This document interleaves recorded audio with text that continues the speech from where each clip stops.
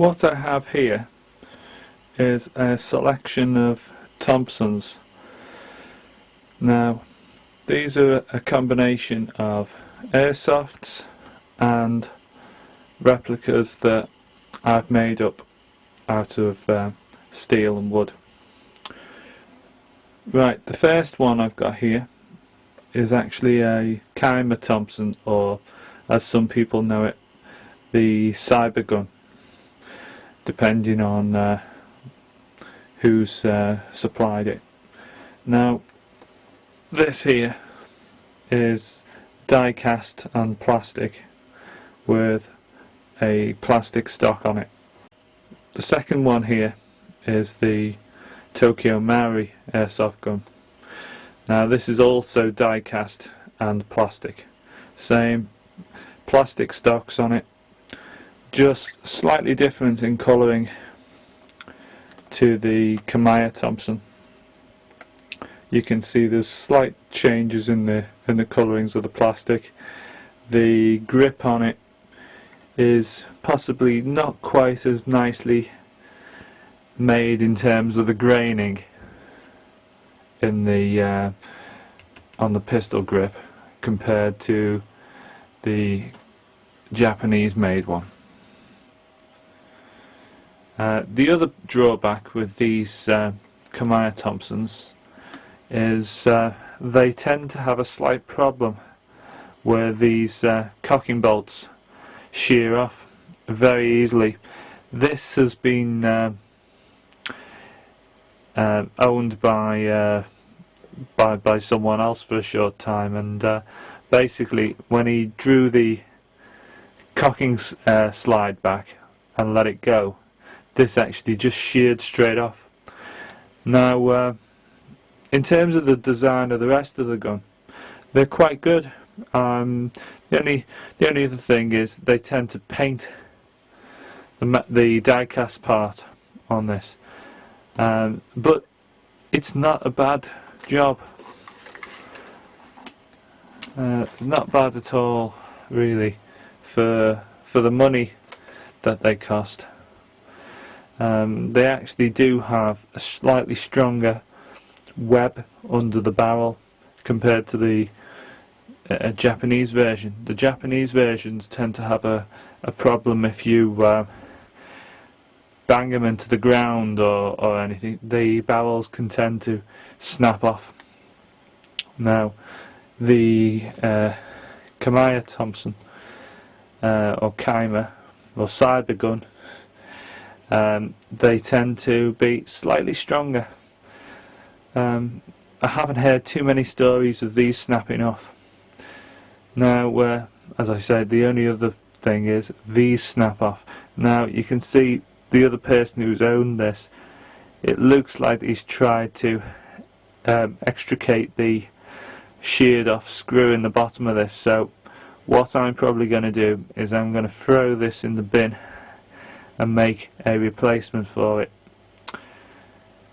Now what I'll do is I'll shoot a little bit of a video showing you how this is stripped down so that you can repair this, because the last guy who had this couldn't work out how to take it apart. Now I'll get back to the other Thompsons here. Now this one, as some people will recognise, is the one used in the video I shot a few years back showing how to make a Thompson. Now this here was originally being made as a 9mm blank firing Thompson. These are a few details I've never shown on my previous video. See here, that is actually a discharge hole for the blank discharge. Now in here you can see there's actually a 9mm blank which I've got sat in the breech of the gun. Now I'm not going to try and remove that right at the moment, because it's I never finished the machining on this and it's a little bit stiff to remove that. It's been in there a while. It is actually a live blank, but unless you detonated the primer cap in the center, it's not going to do anything. It's not going to eject or fire.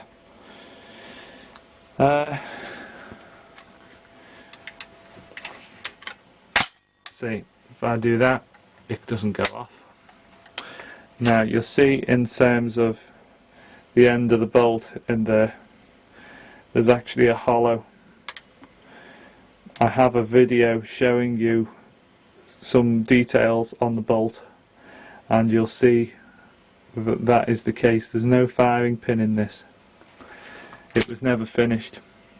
The detail I've missed off in this gun is a spring plate on the side. Now here is an earlier Thompson I made, and you'll see I've put a plate in on the side of this one. Now I didn't go overboard with the detailing on this gun, but you'll notice the way this spring plate's made. Now I'll show you a Kamaya Thompson and you'll get to you'll get the idea of what they should be like. Now this is on the opposite side of the gun, of course.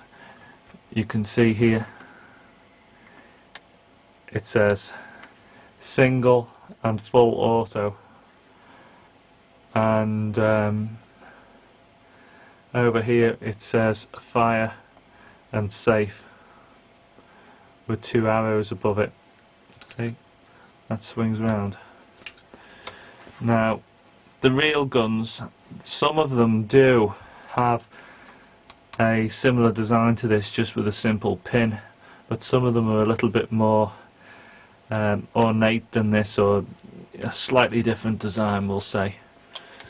Now the other side of my Thompson, my homemade steel one, I don't have that. See, I've just basically put 2 pop rivets in there just to get the gun finished, really. I only use this gun as a display item on my Jeep. You see, I've done the stamping on it. Thompson submachine gun, caliber .45, M1A1, and a serial number. Those details I actually copied off a real one that I took some photographs of once.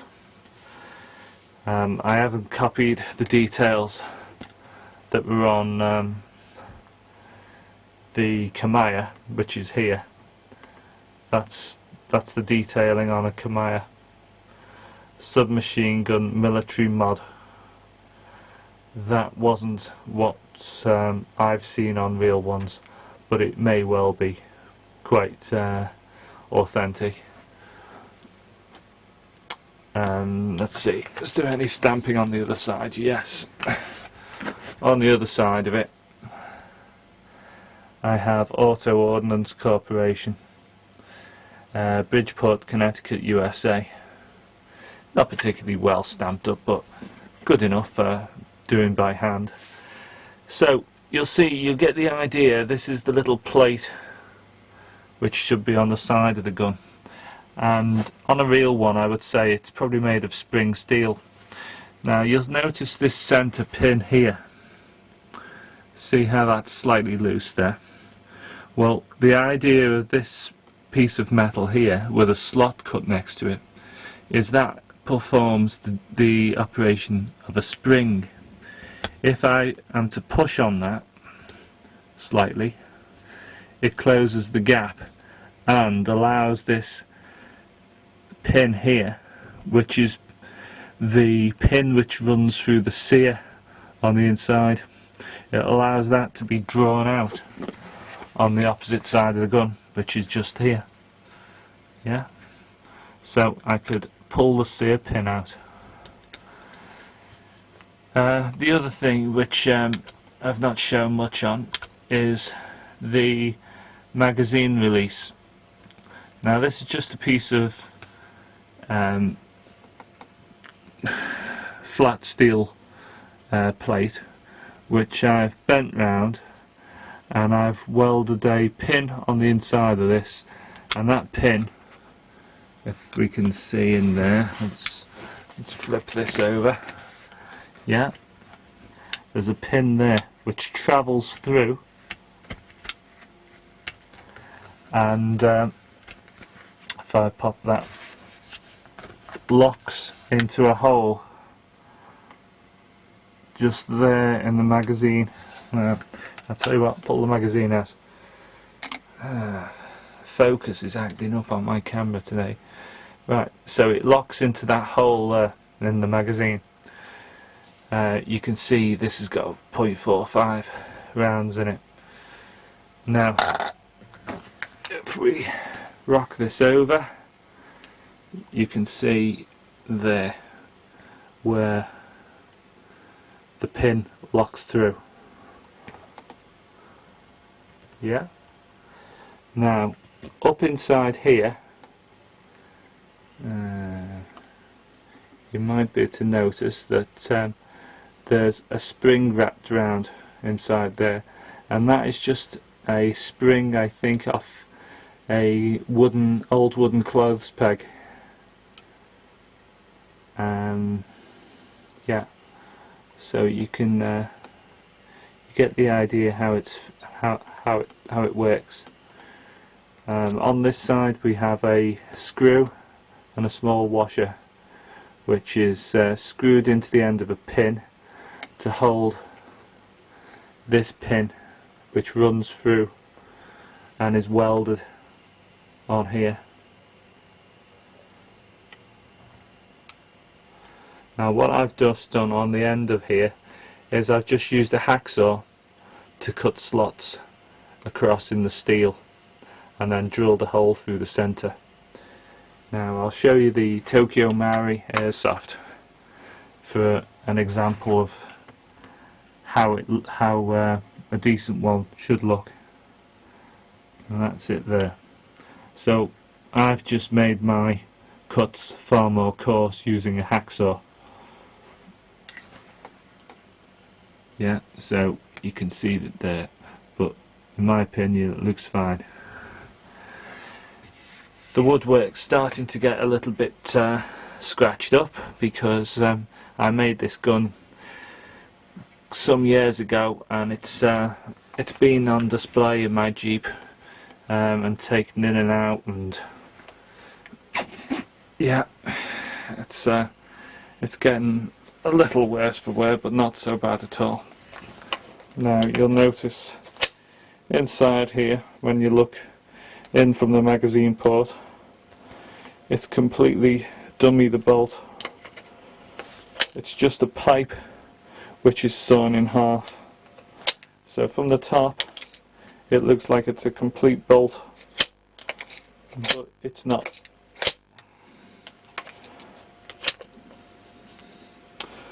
Now I may well strip this down, or